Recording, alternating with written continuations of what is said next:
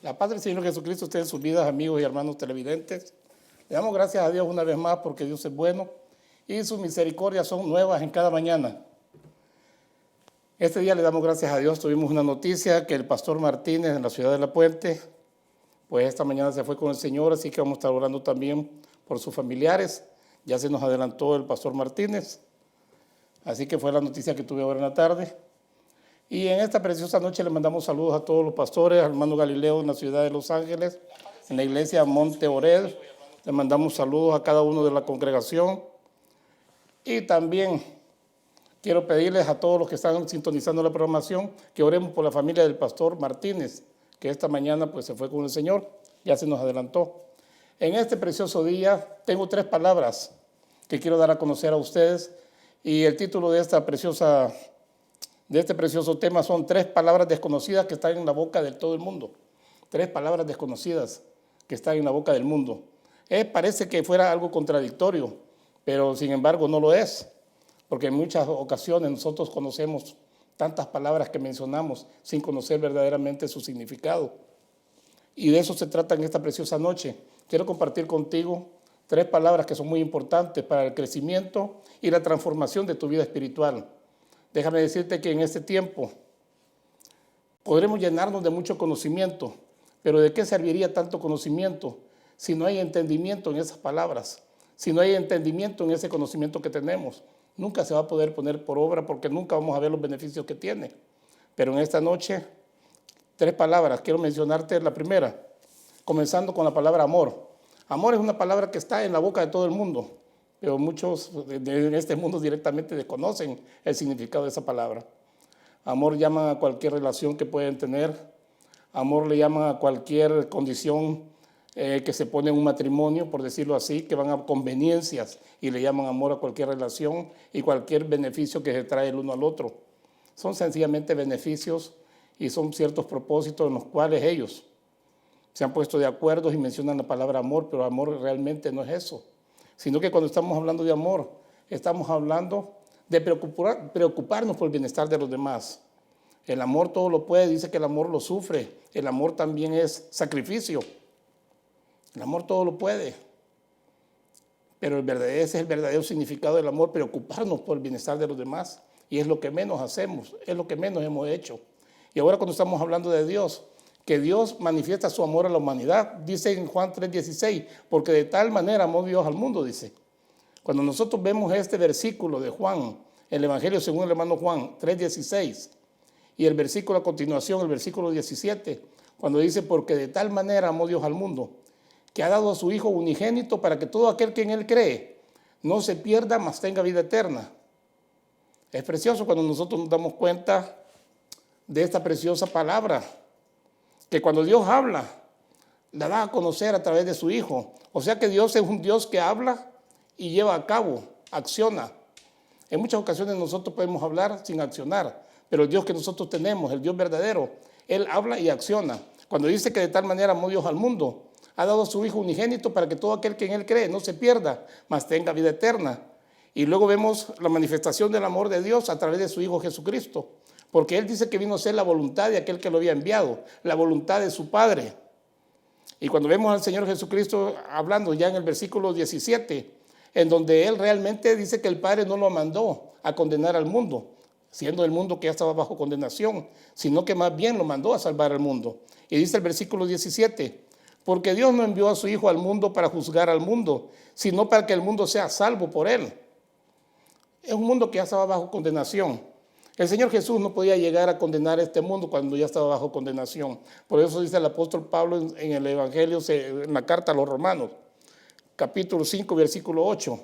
Hablando, él claramente dice que dice que el Señor Jesús dice que vino y murió aún nosotros siendo pecadores. Cuando el apóstol Pablo habla y hace mención en Romanos 5, 8, que aún siendo pecadores, nuestro Señor Jesucristo decidió morir por nosotros.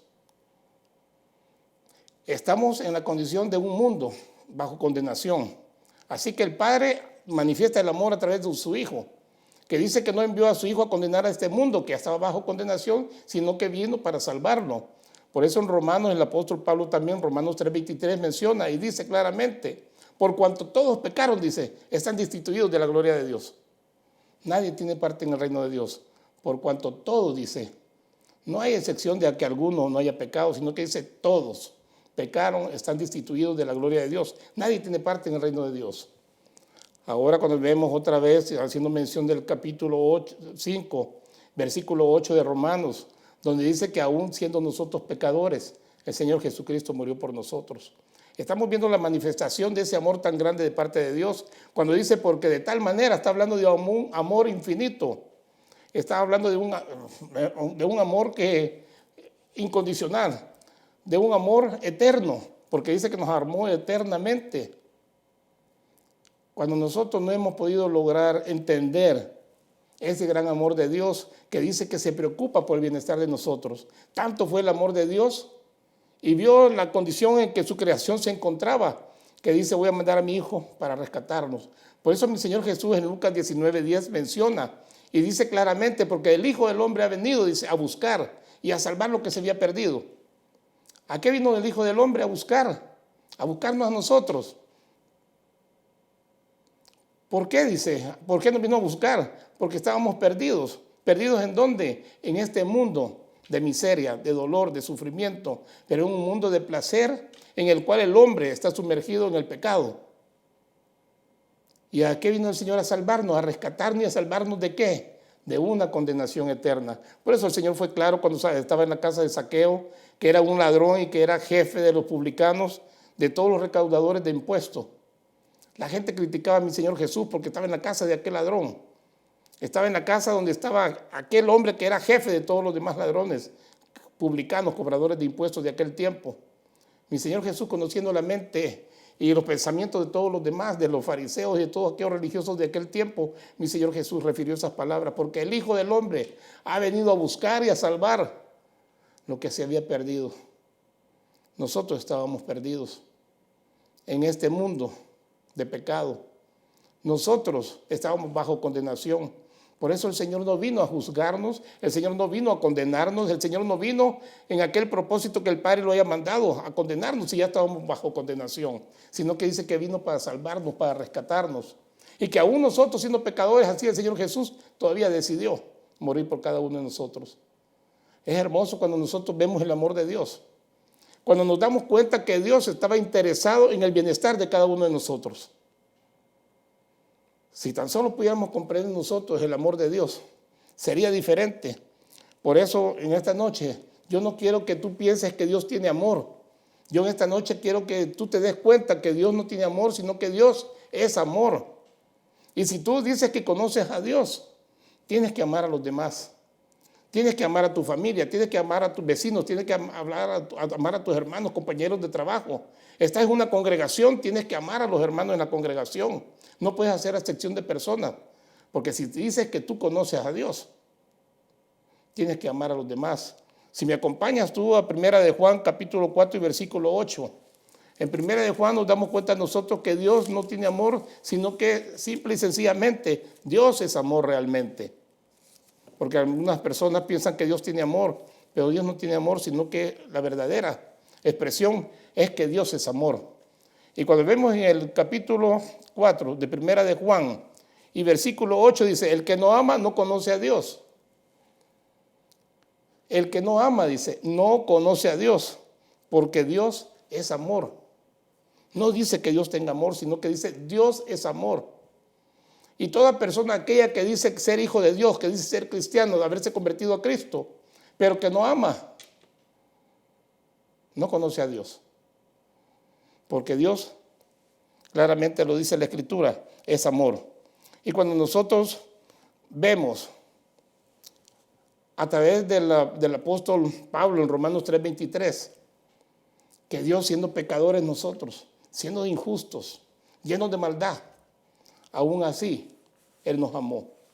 Y nos amó, dice, con amor eterno, enviando a su Hijo amado, nuestro Señor Jesucristo, a morir por cada uno de nosotros.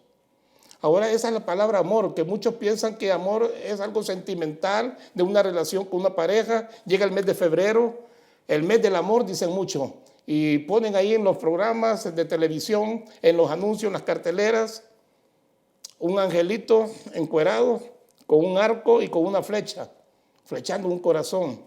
Y todos hablan del Día del Amor, el 14 de febrero. Hablan del mes de amor, hasta en muchas congregaciones, de un amor que no es amor. De relaciones supuestamente sentimentales, que eso no es amor.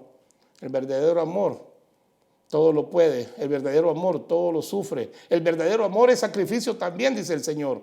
Porque lo vemos que Él nos amó y llegó todavía a la cruz del Calvario, derramando toda su preciosa sangre, muriendo por cada uno de nosotros, porque ese es amor. El amor todo lo puede, el amor es sufrido. Si tan solo pudiéramos comprender nosotros la palabra amor que está en la boca de todo el mundo, pero que no toda la gente la entiende, pudiera disfrutar de los beneficios que hay al poder amar, como Dios nos amó. La otra palabra es perdón. La otra palabra es perdón, que mucha gente la tiene en la boca, pero realmente no conoce su verdadero significado. Cuando estamos hablando de perdón, estamos hablando de soltar, de dejar ir, como cuando alguien nos ofende. Lo que tenemos que hacer nosotros en ese momento que nos abren una herida y comienza a sangrar, al perdonar nosotros estamos cicatrizando esa herida, y al cicatrizar esa herida deja de dolernos y deja de sangrar y ya no nos hace daño. No vamos a olvidar la ofensa que nos hicieron, porque es como una cortada que nos hagamos, que después ya no sangra, cicatriza y queda solamente la marca de una cicatriz, que ya no está sangrando y ya no está doliendo. ¿Por qué? Porque ha cicatrizado aquella herida. Y así es el perdón. Cuando hemos perdonado de corazón, podemos terminar con aquella situación y podemos continuar de nuevo. El perdonar no significa que vamos a beneficiar tanto a la otra persona ofensora, sino que el perdonar nos beneficia a nosotros, porque guardamos nuestro corazón. Guardamos nuestro corazón cuando perdonamos. Quedamos libres nosotros de todo dolor y de toda tristeza por el daño ocasionado. Si supiéramos solamente qué es la palabra verdadera, perdón, pudiéramos conocer exactamente su significado y lo pudiéramos poner en práctica, nuestras vidas serían diferentes. Nuestras vidas no serían iguales, nuestras vidas serían diferentes. Si tan solo pudiéramos perdonar. Mi Señor Jesús, cuando habla acerca de la oración, enseñándole a los discípulos en Mateo capítulo 6, del verso 9 en adelante, le comienza a decir en la oración que les estaba enseñando: digan así: Padre nuestro que estás en los cielos, santificado sea tu nombre, y que venga tu reino y se haga tu voluntad, como es aquí en la tierra, que se haga también así como es en el cielo, que se haga aquí en la tierra.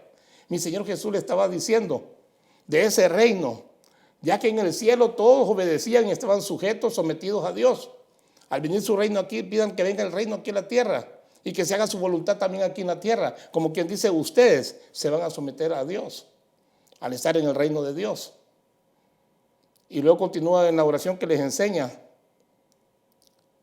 Cuando le dice: venga tu reino, hágase tu voluntad, así como en el cielo, hágase aquí en la tierra, y danos el pan nuestro de cada día, aquella porción de su palabra, danos el pan nuestro de cada día, y que no nos falte hoy, dice. Y perdona nuestras ofensas, que aquí es donde llegamos al punto clave también de lo que significa la palabra perdón. Y perdona nuestras ofensas, como nosotros perdonamos a nuestros ofensores, como perdonamos a los que nos ofenden. El Señor Jesús, diciéndoles y enseñándoles la oración, cómo iba a ir siendo dirigida al Padre. Así como nosotros perdonamos, perdona también nuestras ofensas, Padre. Imagínense qué tremendo es esto de la oración, que mucha gente acostumbra a orar y repetir en mucha cantidad de veces lo que es una oración del Padre Nuestro, sin tener entendimiento de lo que está hablando, sin tener entendimiento de lo que significa el perdón. Hacen una oración que la repiten cantidad de veces. Y dice en el versículo 12, perdónanos nuestras deudas como también nosotros perdonamos a los que nos han ofendido. Y no nos dejes caer en tentación, mas líbranos del mal, dice, porque tuyo es el reino, el poder y la gloria para siempre jamás. Y dice en el versículo 14, porque si perdonáis a los hombres sus transgresiones, también vuestro Padre Celestial os perdonará a vosotros. ¿Cuánta gente hoy en día no ora? ¿Cuánta gente no clama y le ruega al Señor que lo perdone y le pide también cosas, beneficios y no sé cuánto? Pero no perdona a los que le han ofendido.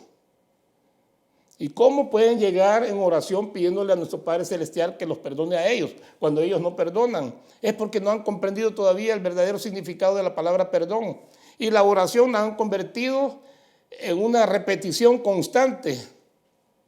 Como cuando uno estaba en la escuela y los maestros lo castigaban a uno, lo disciplinaban y decían, tiene que escribir 400 veces, no tengo que llegar tarde el día de mañana, no tengo que llegar tarde el día de mañana. 400 veces en línea estar escribiendo lo mismo. Y mucha gente hizo lo mismo de la oración que el Señor enseñó. Una repetidera, cuando esa no es una conversación. No tienen entendimiento con respecto a lo que es la oración. No tienen entendimiento con respecto a lo que es la palabra perdón. Cuando nosotros vemos también al apóstol Pedro, que era uno de los discípulos antes del Señor Jesús, que ya tenía problemitas con el otro discípulo, le dice, Señor, ¿hasta cuántas veces tengo que perdonar? Como quien dice, ya me hicieron 6 veces, 6 ofensas, ¿hasta cuántas veces?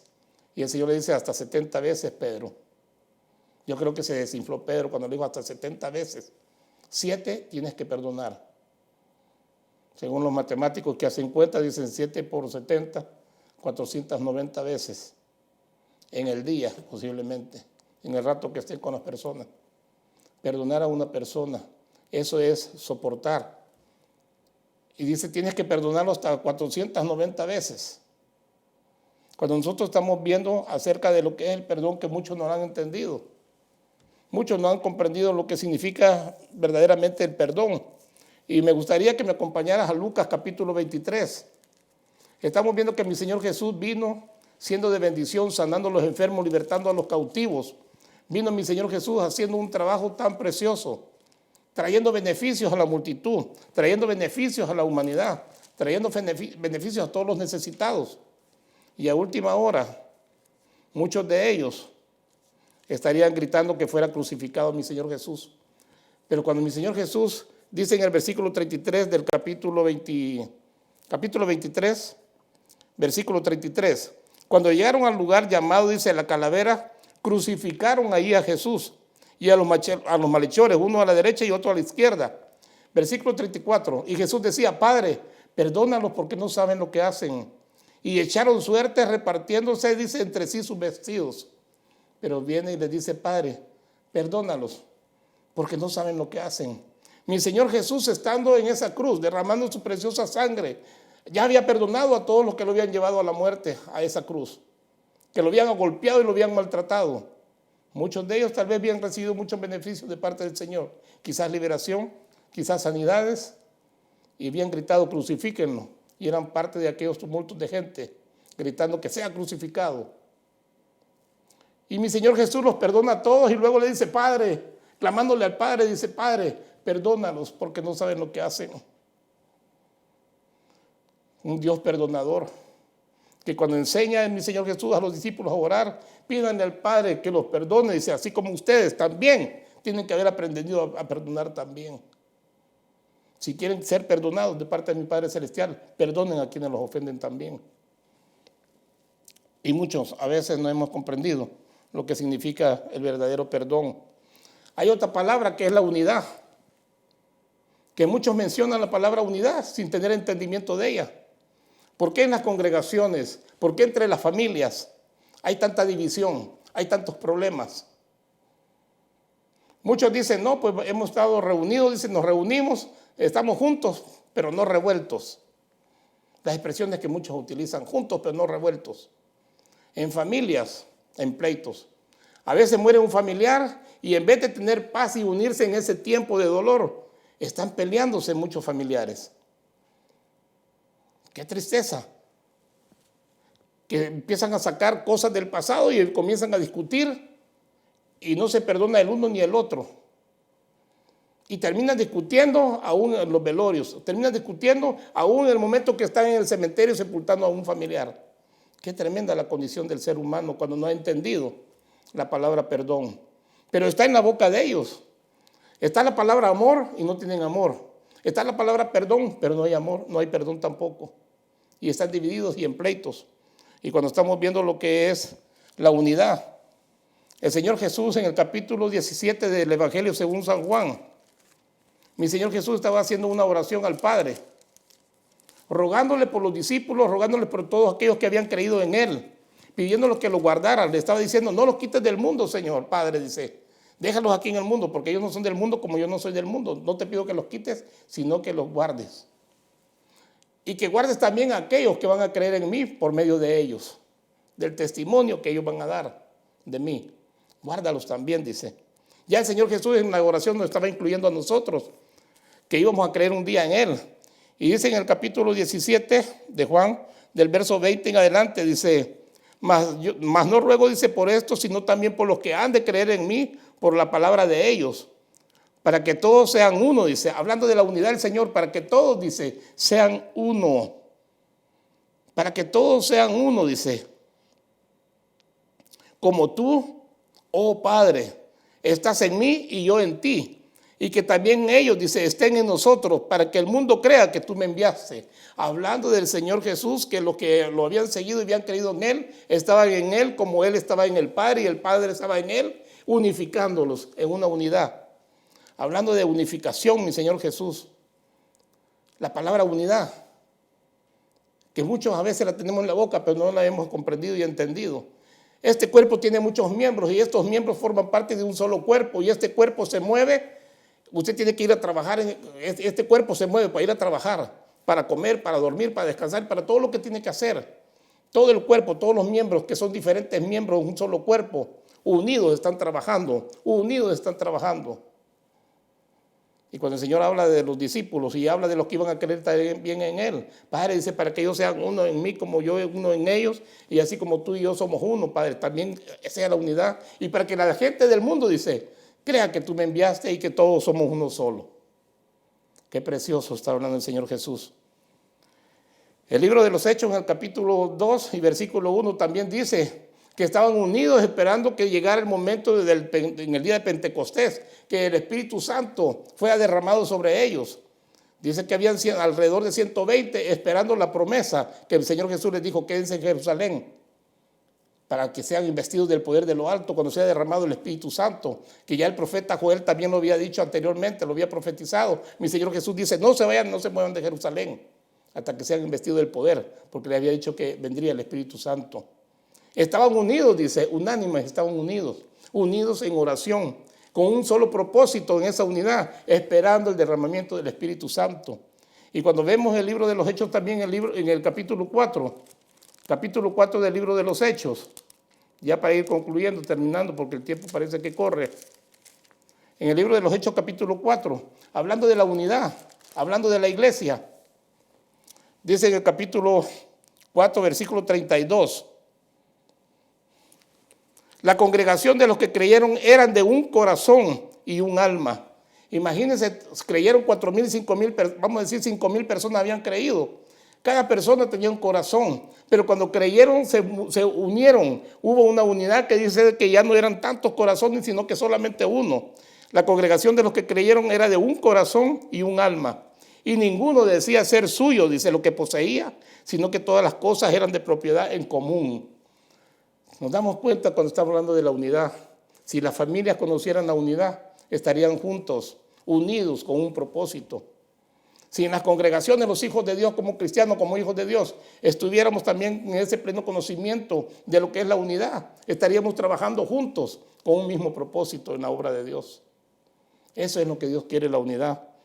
Pero para ir terminando y finalizando, déjame decirte que el que no ama a su hermano, ¿cómo puede amar a Dios que no ha visto? Si a su hermano que lo está viendo no lo ama, ¿cómo va a amar a Dios cuando no lo ha visto? Y si no ama porque no conoce verdaderamente el amor, tampoco va a poder perdonar. Y si no perdona, déjame decirte que las personas que no perdonan se llenan de rencor, se llenan de odio y deseos de venganza. Eso es lo que hay en su boca y en su corazón, esperando la oportunidad para vengarse de lo que le han hecho. ¿Por qué? Porque no saben perdonar, no han aprendido a perdonar. Y si esto sucede, ¿cuándo van a estar unidos con otras personas? Nunca van a poder conocer lo que es la unidad.